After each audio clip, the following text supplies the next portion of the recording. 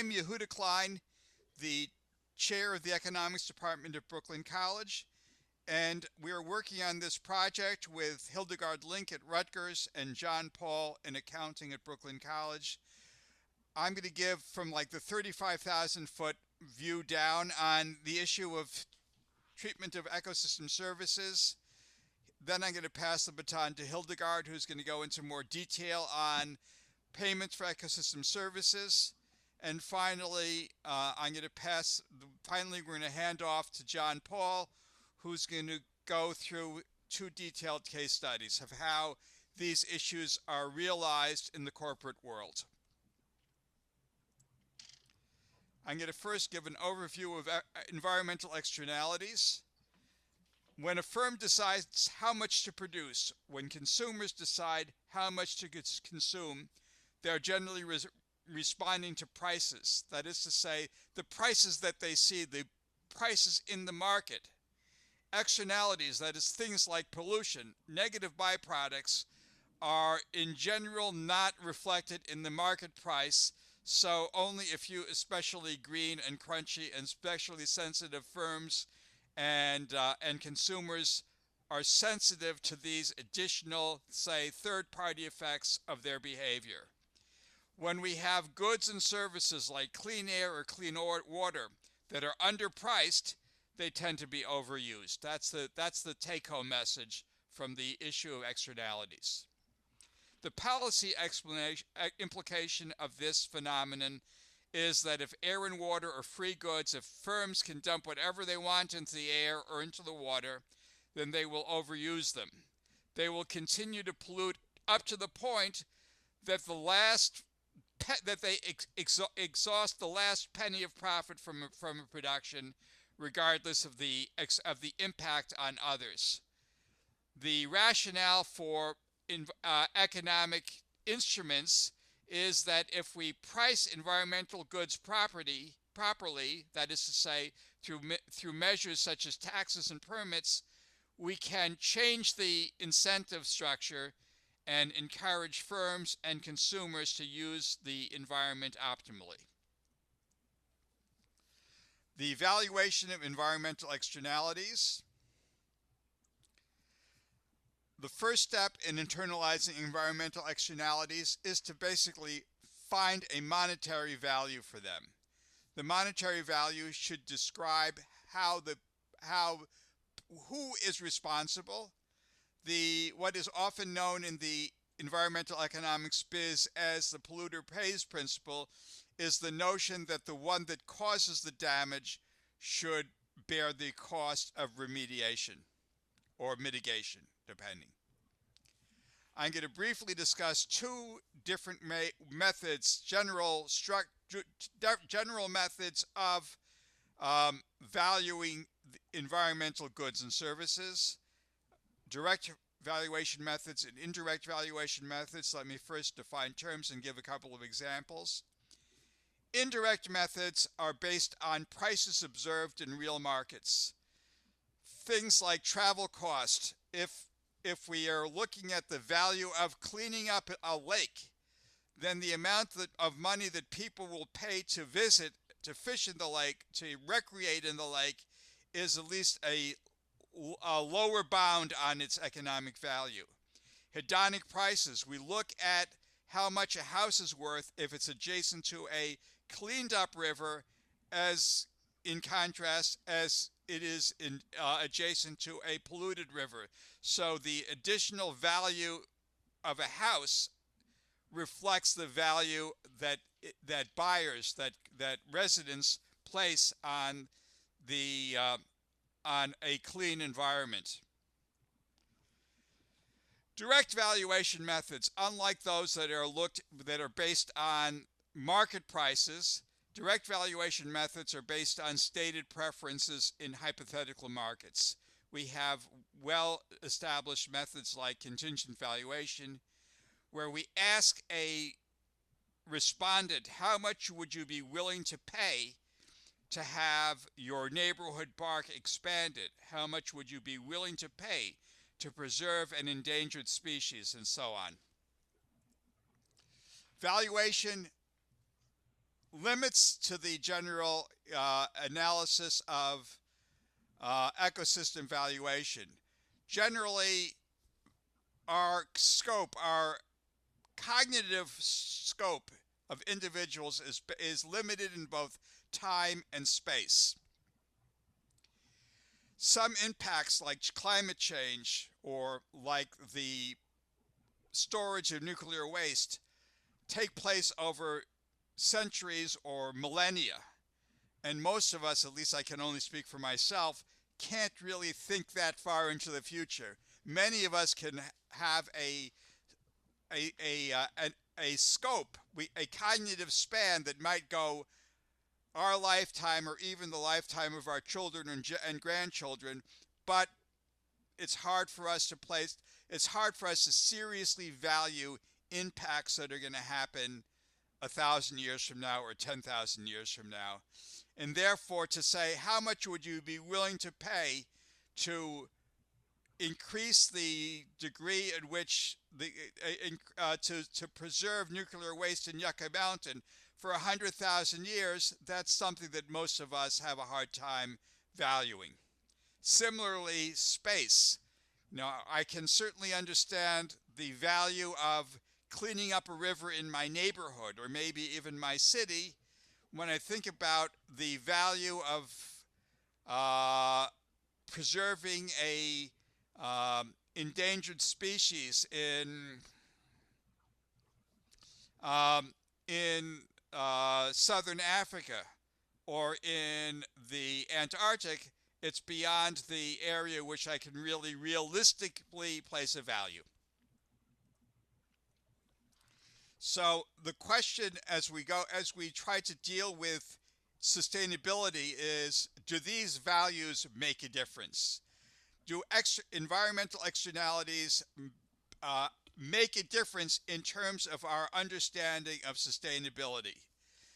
We would like to approach this question by looking at human welfare, people who belong to three main categories. Individuals who belong to the same institutional setting as those who created the externality. Sufferers and perpetrators are actors within the same economic system. So if I look at for example, a truck depot or a bus depot where the idling of buses pollutes the air in the neighborhood, and those that live in the neighborhood, especially those that suffer from asthma, are in the same institutional setting as those that are creating the pollution. Then we consider distance across time. If I look at our control or lack of control of greenhouse gases, this may affect future generations, maybe at some remove from the present generation. That's harder to manage. And finally, individuals spatially outside the institutional system of those creating the externality. So if I'm looking, for example, at the discharge of famous case, going back to the Title IV of the Clean Air Act, if I'm looking at discharges, combustion products from coal-fired plants in the Ohio River Valley, and looking at their effect on individuals and flora and fauna in the Adirondacks, then only with government intervention can we encourage people who are the sources of the pollution in the Ohio River Valley to willingly take account of damages to someone 1,000 or 1,500 miles away. The competition among generations for non-renewable resources establishes a particular externality, since the current generation is the only one present. When we decide how much oil to save for the next generation, that's a question that essentially implicitly involves negotiation between the present generation and the future generation, but people in the future generation are not here to conduct that negotiation, and therefore we have to, the only way to handle that question is by those of us in this generation that are making decisions to take personal responsibility for the consequences of our actions for those in future generations. That's an ethical statement. It's not really an economic statement. The solving intergenerational externalities, the preservation of environmental functions. This comes down, by the way, to the debate in economics between strong sustainability and weak sustainability, whether it's important to maintain for future generations the ability to have a flow of goods and services, or whether in addition there are critical environmental goods and services, wetlands, for example, that need to be preserved in more or less the current quantities. Economists generally prefer market-based instruments, and we will understand that preference because this, again, as I was talking about the debate between weak and strong sustainability, the question is whether we can replace environmental goods with manufactured capital, whether it is sound business and economic and environmental decision to pave paradise and put up a parking lot, or whether this is not, with apologies to Joni Mitchell, or whether this is not appropriate. Let me just briefly look at valuation methods. The basis for our analysis is the Millennium Ecosystem Assessment, which divides ecosystem services into the following four categories: supporting, provisioning, regulating, and cultural. Let me briefly identify each of them. Supporting services involve things like primary production, nutrient cycling, and soil formation. Provisioning services means the goods, the consumption, the goods and services that are products of nature, things like food, fresh water, wood and fiber, and fuel.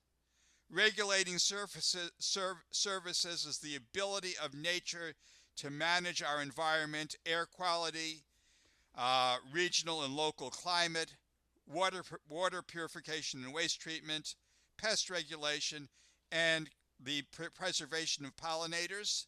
And we note that regulating services include the ability of the environment to mitigate storm damages. So the capacity of ecosystems to buffer, like wetlands, like forests, to buffer from extreme events has been reduced through the loss of wetlands, forests, and mangroves. People are putting themselves at risk by occupying regions that are exposed to extreme events. Although as our population increases, it's really hard to identify any area of the globe that is not exposed to some risk of extreme events or another. It's really not possible or feasible to pull back from every area that's subject to risk of flood, earthquake, wildfire. By the time we take into account all the possible natural risks, it covers almost everybody. So the question in terms of natural hazard regulation is try to figure out how to accommodate our life and our society to the threats of nature around us. Cultural services, aesthetic, spiritual, recreational, and educational. As we look at our place in the universe, we need to take into account the demands that we have that are not purely economic. With that, I am going to pass the baton to my esteemed colleague, Professor Hildegaard Link. Good morning. I'd like to talk about operationalizing sustainability using sustainability indicators. We use sustainability indicators to measure sustainability. Next. Yehuda, should I take over, or are you going to do slides for me? I'll do slides for you. You just say next, and I'll switch. Perfect. Thank you so much. One of my favorite economists is a gentleman named Ronald Coase, the late Ronald Coase, and he wrote extensively on technology, institutions, and payments for ecosystem services. Dr. Coase has been credited as the father of current payment for ecosystem services frameworks. My favorite of his quotes is that institutions have more impact on the productivity of societies than the technologies available to them. How we manage our technology is more important than the technology we use. Out of Dr. Coase's work evolved the notion of payments for ecosystem services. The narrow definition of payments for ecosystem services as a voluntary transaction negotiated among private contractors has been revised. The revised framework characterizes the intermediation of government between those who benefit and those who preserve the ecosystem's functioning. This broader definition includes direct payment by public authorities to private landowners to maintain or enhance things like forest cover. Next. So payments to land owners may be financed either directly by the payments of private beneficiaries or indirectly through the work of public authorities, which on behalf of the wider public disperses the compensation for conservation. Examples of these activities are Nestle's payments to stop farmers using chemicals in northeastern France, or the City of New York's payments to watershed communities to protect the watershed in the Catskill Mountains. Indirect payments are characterized by China's conversion of cropland to forest and grassland program, or Costa Rica's environmental services payment program. To fund these expenditures, countries can either access the general budget or introduce payment for ecosystem services like taxation, with special purpose taxes and fees targeting tourism, water management, electricity generation, transportation, and extractive sectors. PES-like methods are things like speedies permits, state pollution discharge elimination permits, costs and fines associated with permit failures, air discharge permits, and payments for air discharge permit failures.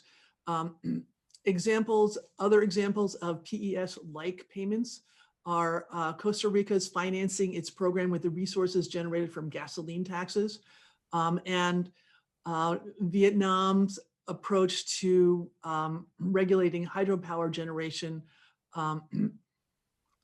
through prices. I think that's the next slide. So when we think about sustainability, what are we measuring? When we think about public policy, we go back to the early Gro Brundtland statement that sustainability is meeting our society's needs in ways that don't compromise the ability of future generations to meet theirs. Another way of thinking about it is that sustainability is at its core about being responsible with resources, being responsible with people, land, energy, water, materials, and capital. It's interesting to think about this because when we think about resources, maybe we don't think about people as resources. However, the three pillars of sustainability are economics, society, and the environment. And as such, people are a core resource to be managed sustainably. The word sustainability is all too often confused with simple survival in challenging economic conditions. When we think about sustainability, we are thinking very long-term. Next. So what about sustainability in the private sector? Where are the payments for ecosystem services buried? Next. The business model for sustainability in the private sector is a challenge on a good day. Talking heads in the business community often say things like, now is the time for forward-thinking organizations to assess the market, look at competitors, and evaluate their long-term plans. Or the keys to sustainability are customer satisfaction and satisfaction of your personnel. Frequently not what we think about when we think about sustainability, but at the core of business models. Next. So definitions that we use when we think about sustainability. Sustain can mean to give support to support the weight of, to keep up or prolong, or to bear up under. Sustaining, aiding in the support of an organization through special fees, a sustaining member. Sustained yield is production of a biological resource under management procedures which ensure replacement of the part harvested by regrowth or reproduction. All these things are important when we think about the sustainable business model. Next. Corporate sustainability programs are at the core of private sustainability tools. Corporate sustainability programming and reporting programs and reporting require that sustainability is integrated into strategic planning and management. Sustainability must be built into economic and financial planning, into environmental planning, into social performance, into human rights, into the products and services generated, into product responsibility, and into the corporation's relationship with society overall. Next. So what are the main drivers of corporate sustainability? Look at this list. At the top of the list are economic considerations. Huge. Next. So stakeholders in corporate sustainability in the United States, financial stakeholders, shareholders, bondholders, employees, regulatory stakeholders, huge. The SEC, the IRS, OSHA, the FDA, and various accounting standard entities. Politically, the federal government, state and local government, international government, and international NGOs can all be stakeholders in corporate sustainability. And of course, from the social perspective, local communities, the general public, academia, that would be us, charitable organizations, and environmental and social organizations. Extremely important when we think about sustainability are supply chain participants, customers, alliance partners, direct suppliers, et cetera. Next. Corporate sustainability reporting methodology involves the following guidelines. Reporting must involve strategy and analysis. There must be an organizational profile. There must be report parameters. What are we looking for when we are looking for sustainability in our sustainability reporting? What are the governance commitments and engagements that the corporation has made, and are they meeting those goals? The reports report on trends and use specific protocols to analyze the extent to which the organization is sustainable. Reports generate data, and more important than generating data, data is aggregated. It's not only are there lists of how we did on various targets, but what those targets together mean. And of course, there is an assessment of how effectively the corporation is meeting its metrics. Next. Some examples of corporate sustainability: SASB, the Global Reporting Initiative, and the Integrated Reporting Initiative. Next. Okay, I'm going to pass. John Paul, you're on now. Yes. Hey, good morning, everyone. So I'm going to discuss the Sustainability Accounting Standards Board, or SASB guidance, for a brief period. Now, it should be noted that SASB, just like corporate social responsibility, is a form of soft law. That means that it's not required by US statute or regulations, which is called hard law, but it's nonetheless seen as obligatory by most corporations because of consumer expectations and internal norms. So example of CSR initiatives would be internal policies such as reducing carbon footprints to mitigate climate change, improving labor policies, and embracing fair trade, engaging in charitable giving and volunteer efforts within the surrounding community, and making socially and environmentally conscious investments. Now, the expansion of the Sustainability Accounting Standards Board and the CSR business model can be seen in the number of major companies that have improved their environmental disclosures by publishing annual sustainability reports. So for example, 85% of the companies in the S&P 500 index published sustainability or corporate responsibility reports in 2017, and that's up from the year 2011, when just under 20% of those companies did so. Okay, so although corporate social responsibility and SASBs are a form of soft law, there is a trend internationally to move it to more legally enforceable hard law. Okay, next. Okay, so basically SASB has developed a complete set of 77 industry standards because many people were complaining you can't have one size that fits all. Different industries have different needs. Some use maybe more resources than others.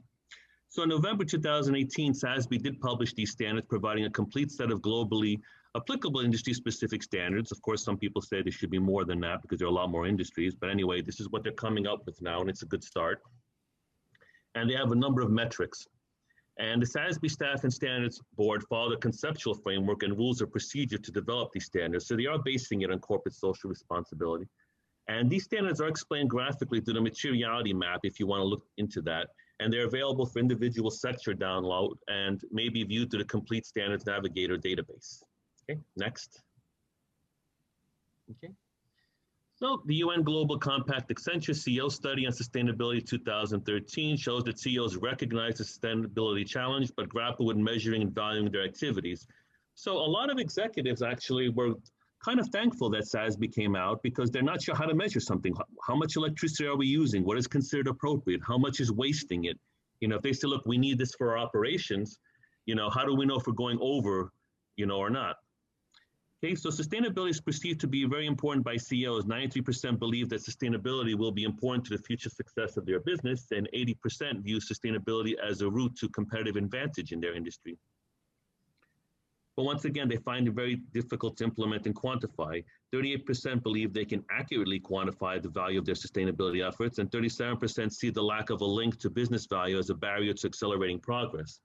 Now, there is concern that some CEOs basically look at sustainability standards as just a means of sort of avoiding lawsuits, saying, look, this is what we're doing, you know, we're trying to, you know, do what's right for the environment. So in case there's a lawsuit, at least they have a program in place. But a lot of them do actually care about sustainability and are trying very hard to improve their performance, but they just don't know how. Okay, next. Okay, so for external reporting, we have financial reporting. That's what we have now, existing standards of financial capital, and we use GAAP, or generally accepted accounting principles. Okay, and then we have developing systems for natural and social capital integrated reporting. Before that, we have GASP.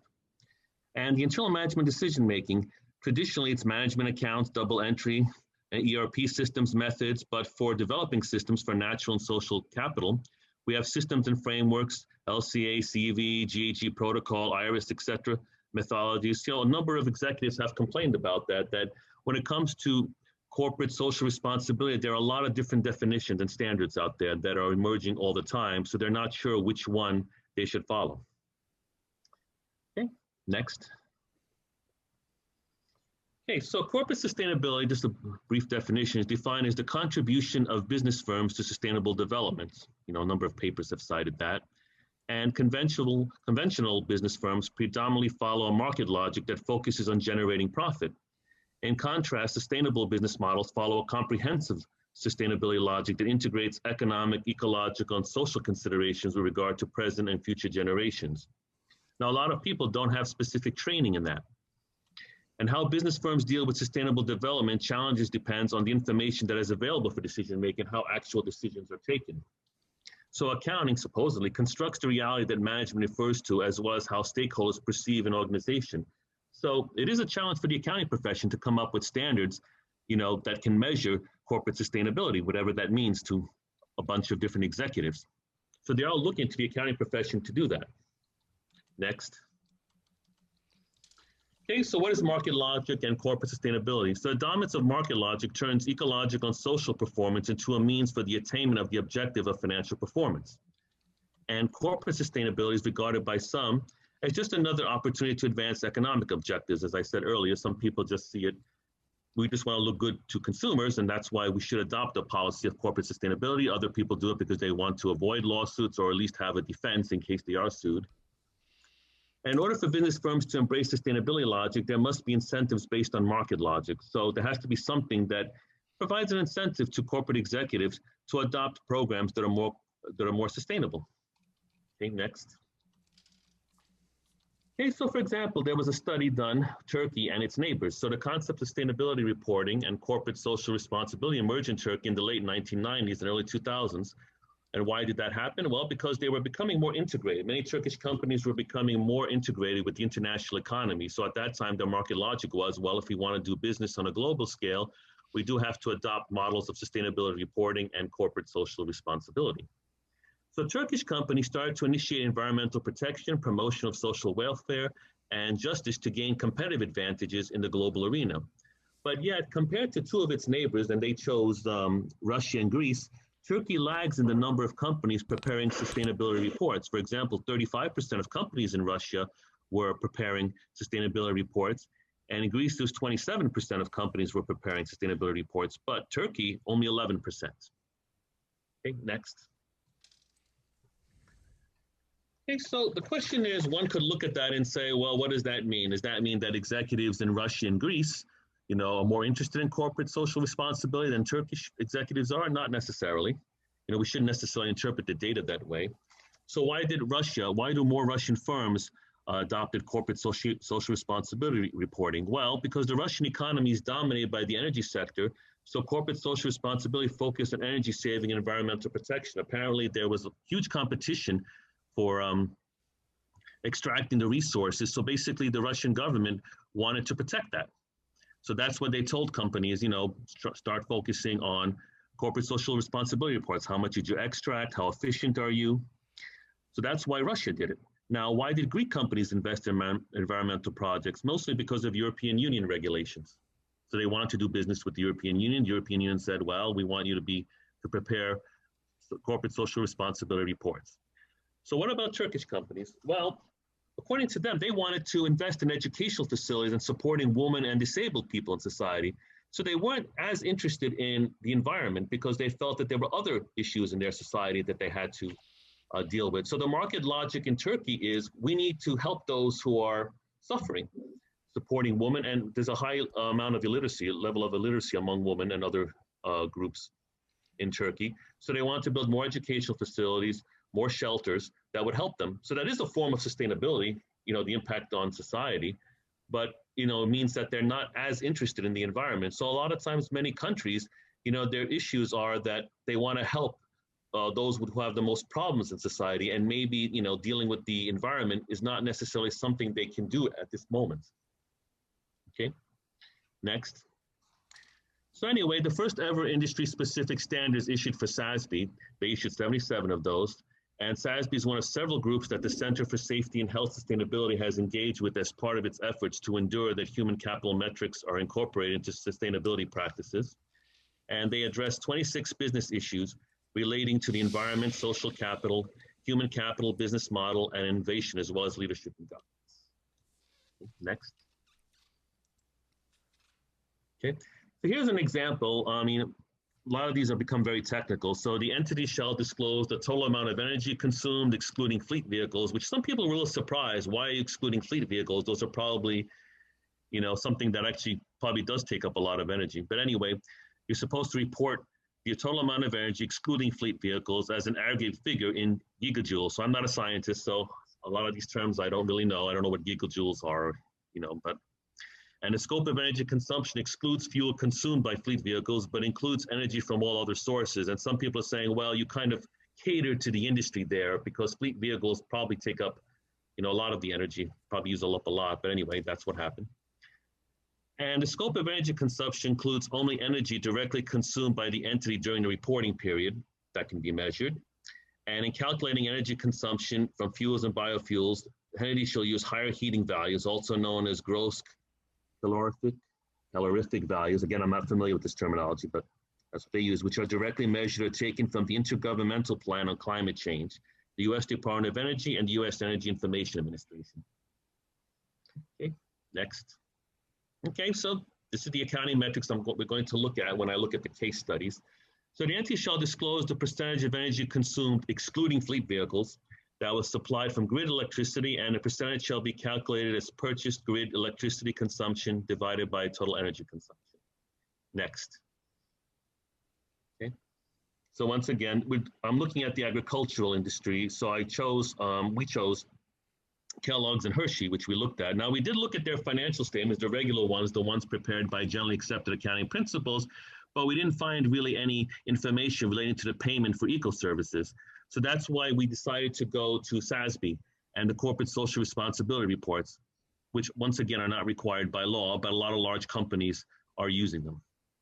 So this is what they're supposed to do. They're supposed to disclose the percentage of energy consumed, renewable energy, which is defined as energy from sources that are replenished at a rate greater than or equal to their rate of depletion, such as geothermal, wind, solar, hydro, and biomass. Now, there are people who say this is political, that there's a bias against fossil fuel companies, oil and gas, so that has been noted.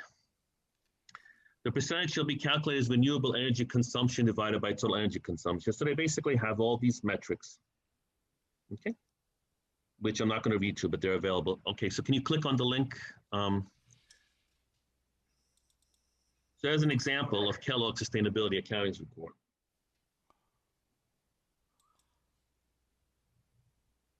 I have to reshare it, don't I? Yes. Okay.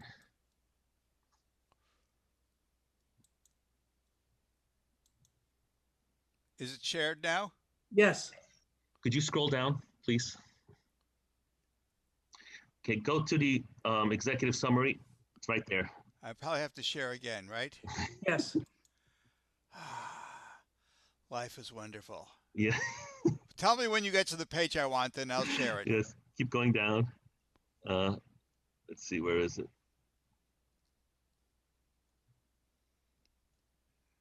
Looks like you're getting close. Yeah, there it is. Okay.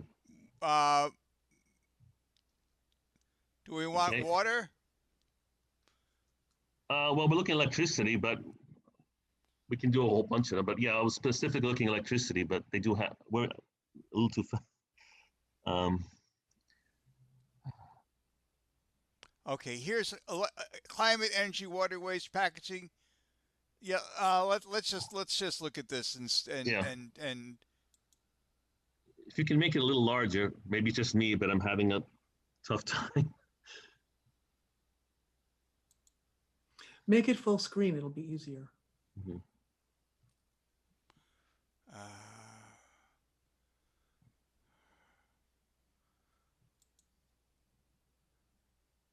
Can you see it now? But it's not big enough. No. Well, okay. I'll scroll. You'll see a big close up of my face, but. So can listeners, can our seminar participants see what we're looking at? Yes, I believe we can. Okay. Okay. So by 2020, Kellogg says they expect the use of to expand the use of low carbon energy in their plants by 50%. Okay. By 2050, they expect to reduce absolute scope 1 and 2 emissions in their operations, manufacturing offices, warehouses, sales fleet by 65%, and 2.6 reduction from 2018 and 28.6 reduction from 2015 baseline. Now, people oftentimes complain about these executive summaries. They're saying, like, where exactly are you getting this information? How are you measuring this? So there's still a lot of controversy about this. By 2050, they plan to partner with their direct suppliers to help reduce their scope 3 emissions by 50%, including agriculture. Okay, so the question is, can they do that? Where did the 50% come from? Is it just something they're doing just for, just to show off? But, okay, and by 2050, they claim that their source for electricity will be 100% renewable electricity. Okay, so there are those who doubt whether that can be done, at least by 2050. But anyway, that's what they're claiming in their corporate social responsibility report. But there are a lot of people concerned whether how much of this is accurate, whether it's truthful, whether it's just wishful thinking, Okay, so water, by 2020, they expect to reduce, I think it says normalized water. What am I sharing now? Because this popped back to the presentation. Am I back on the presentation? No. No, you're in We're still in Kellogg's. CSR. Yehuda, can you copy that link and put it in the chat, please? Sure. The Kellogg's link. Thank you.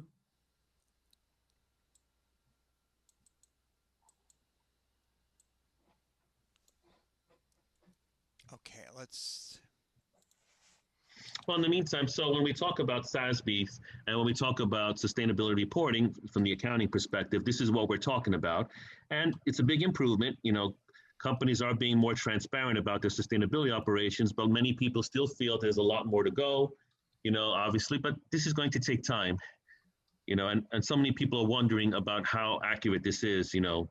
The thing about corporate social responsibility, a lot of people can say, I want to do this. So for example, a person can say, well, I want to get 2 degrees in the next 10 years. You know, yeah, you can say that. Whether you'll actually do it is another thing. So what is it based on? Where did you get the idea that you can reduce, you know, the scope of grid electricity by 50%?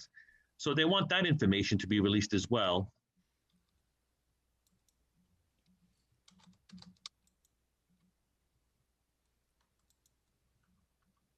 Okay, so can you scroll down, or are you doing something else? Sorry, you want to put too many tasks.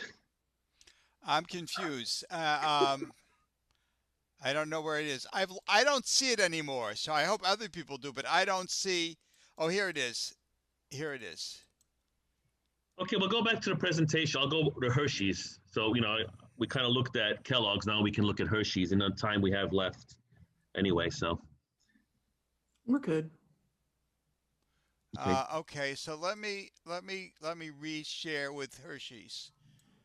But just to give you an idea of, you know, what CSR reports look like.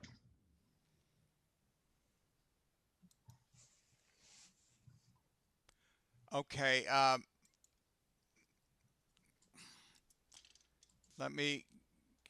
is this what we want? Yep. That's Hershey. Yeah, it looks like it. That's Hershey's. Okay, so you can look at Hershey's CSR, and you can see they actually have a lot more information. What happened? Okay, I want to reshare. Okay. Okay, I wanted to be sure that I was sharing the right page. Okay, that's the All right, so just quickly, you know, because I know we're running out of time. Okay, so you can see energy. They have the gigajoules up there, percentages. Nearly energy consumed represents grid electricity. They have water management, food safety, health and nutrition. I mean, if you can scroll down just to show you quickly, you know, a lot more information compared to Kellogg's. And you're going to see that with CSR. Some companies really provide a lot of information.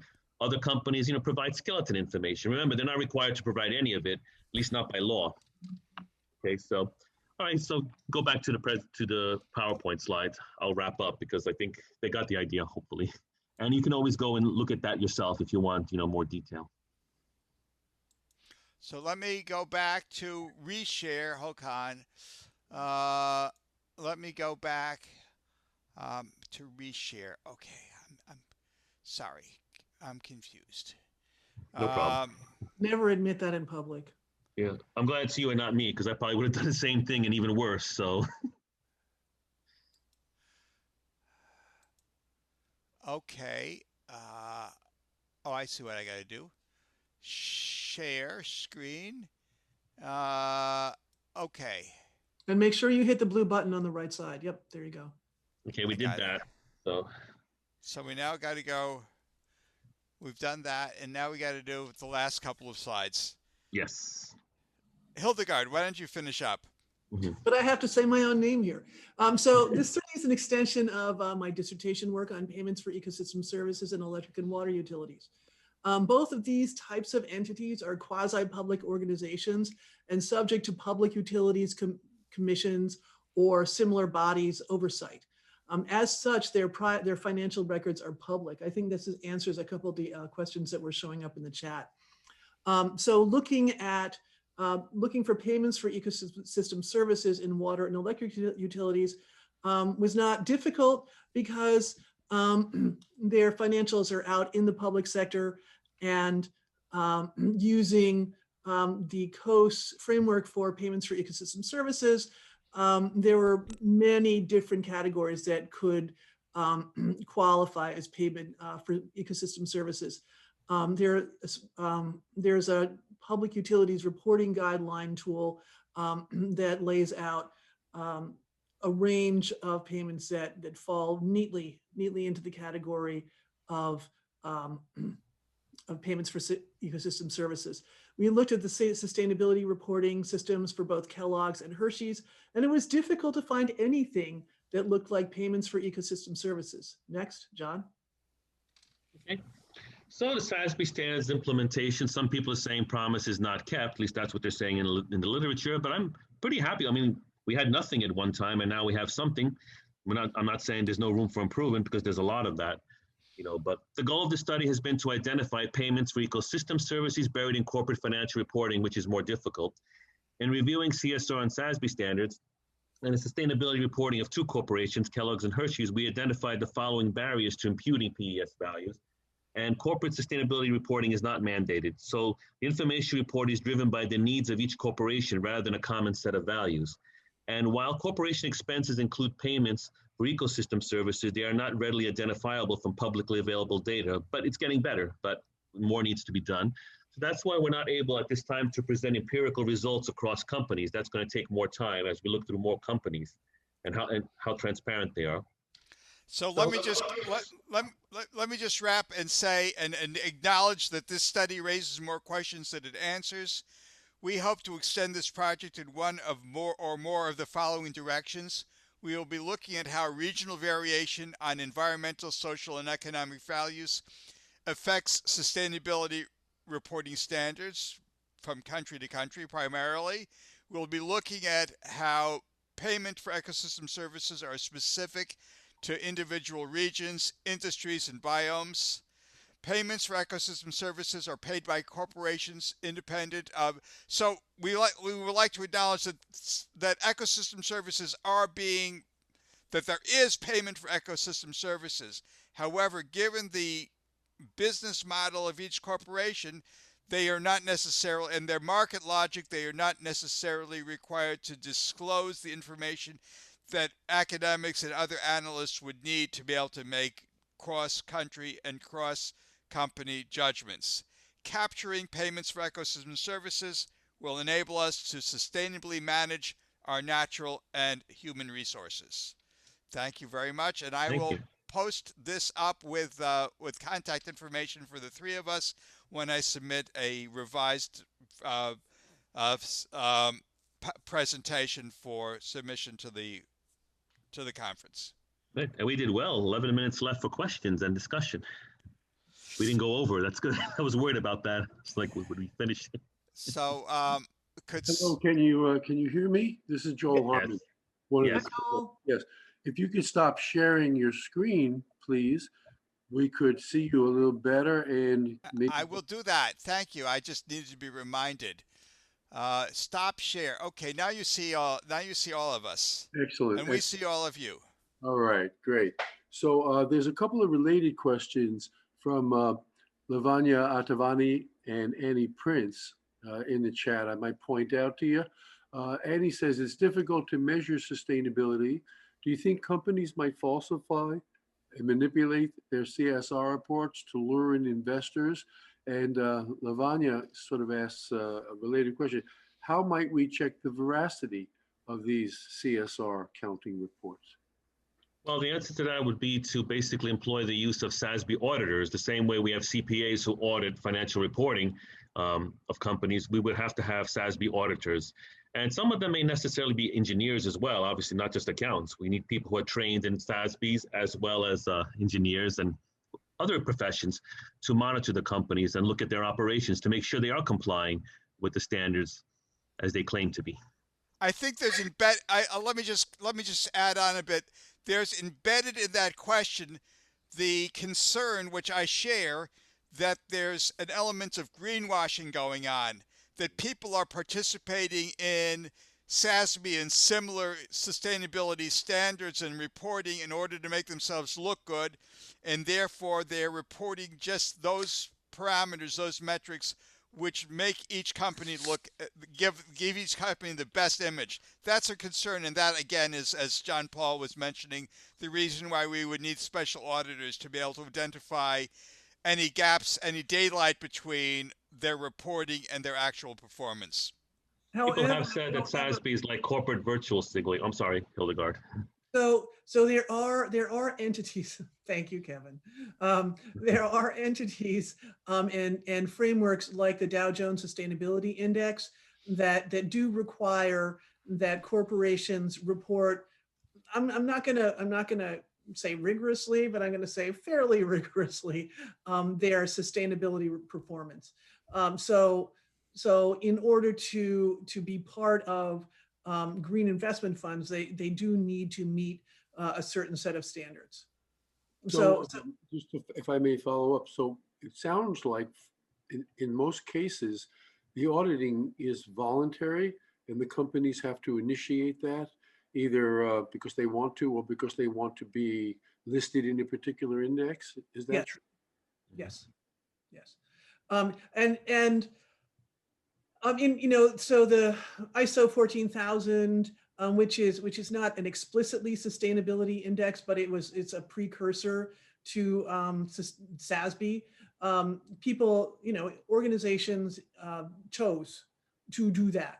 But the assessors, the ISO 14000 assessors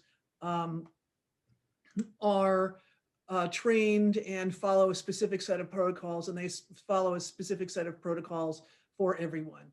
So it's not like, I say, hey, I'm wearing size 10 shoes, it's like, I have to show you my shoes. Would it help or hurt if there were mandatory auditing or verification imposed? I think that would help, definitely.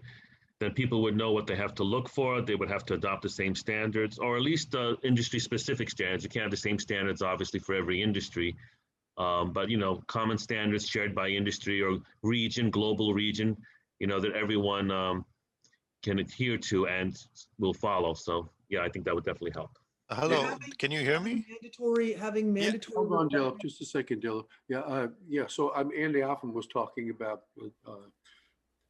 spaces where the government or the smart kind of government intervention could play a useful role in leveling playing fields and creating, proper standards and regulations. Do you all see this as an area? Yes, but Yeah. I also see the need for industry input. Because if you don't have industry input, then you're going to have a lot of people gaming the system. Yeah. Right. So you need to sort of jolly them along. Thank you. We have time for, I think, one more question. Dylan, Yeah, so question? I'm not sure I see a well-established market for ecosystem services in the first place. So I'm not sure how the payments can occur. I don't know how the market clears. I don't know how prices are set. There might be micro markets where specific government sets certain prices, but I want to get your take on whether actually there are markets or the markets are still developing. I would say they're still developing, that's basically, it's evolving, it's getting better, but yeah, more information is becoming available. So this is a growing field. It's, so there's going to be a lot of confusion as there is whenever field emerges, especially as things grow quickly. So, but yeah, you're right. It may not be easy right now, but it is growing, and more information is becoming available. So I think that looking for a traditional market framework may not be the best way of working with this particular type of value system. Already payments for ecosystem services are happening. One of my esteemed colleagues, Paul Gottlieb, points out that we have a payments for ecosystem services program in New Jersey. It's a program for farmland set-asides in counties like Somerset. We have payments for ecosystem services, in New York City, where new construction is required to build green infrastructure or pay fines. So this is happening now. So maybe market is not the best tool to disseminate these concepts. So it looks like there are only two other options. Then one is a government sets the price, which is what may be happening in New Jersey, New York. Or the third is an honor system where private actors pay what they think it's worth. Correct? Well, the question is, can we impute into corporate behavior a value that they're paying for a service? For example, if they incur costs in preserving wetlands and mangroves. That's a cost for ecosystem services. If they preserve the quality of the water that they take in or discharge, then that's a payment for ecosystem services. To respond to Myrna, yes, I think that. Mirta, yes, I think accountants are important. I invited Myrta to unmute herself. Myrta, are you there? You want to ask your question, please? Yes, well, thank you very much for the presentation. I wanted to ask if you think that accountants could play a significant role in this new reporting. And Yes. yeah. Well, not alone, obviously. It's going to be a bunch of different experts, obviously. I think accountants are crucial to this process. And the main reason is that accountants assign value. It's really simple. This is a team effort, and accountants are a very important part of the team.